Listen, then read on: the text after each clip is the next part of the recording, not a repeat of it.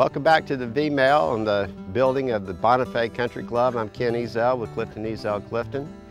And in our last V-Mail, we showed you how we take and sprig the greens in the fairways and tees with Bermuda grass. And what we thought we'd talk about a little bit is how that progress has been made. We're sitting on the third tee of the Fort Walton 9 at Bonifay.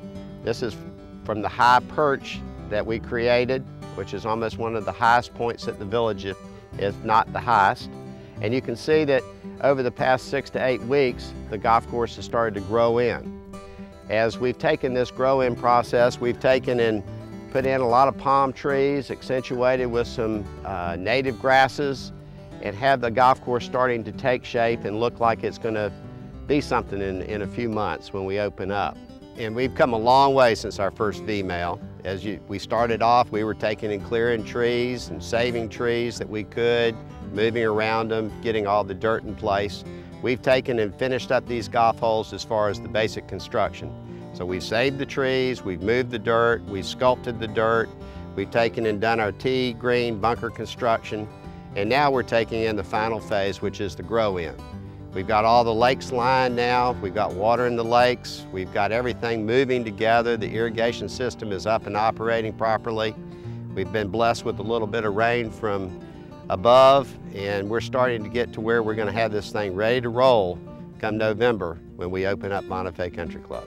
I've had the opportunity to bring in Brian Linton. Come on in, Brian. Good morning, Brian. Great to see you. Brian is moving from TDS, Tierra del Sol, and he is going to be our facility manager and head golf professional here at Bonifay Country Club. We're excited to have Brian with us, and we hope he'll take and give you a little insight on some of the golf holes that we have constructed. One of the holes that I can't wait to play is number 6 of Destin. It looks like it's going to be an amazing par 5 with some blind shots as well, depending on where your tee shot lands or your approach shot. And it's going to be very challenging, but a lot of fun to play. Kenny, one of the things that stood out to me the most is how strong all 3 of the 9th holes are, the finishing holes of Pensacola, Destin, and Fort Walton. I mean, just as good as you can get.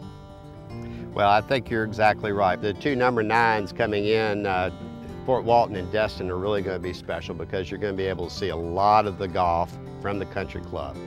And that's really a special setting. It's just going to be the dynamic part of this part of the community here at the Villages. And we think everybody's going to love it. Well, as we close out this segment of the V-Mail, we thought we'd move a little closer to the 9th green of the Fort Walton 9, and in the background you can see the country club and the progress that it's making. We hope that you guys will get out to see Brian just as soon as we open up and enjoy this fine facility. Things just keep getting better and better at the Villages, so stay tuned to the next V-Mail.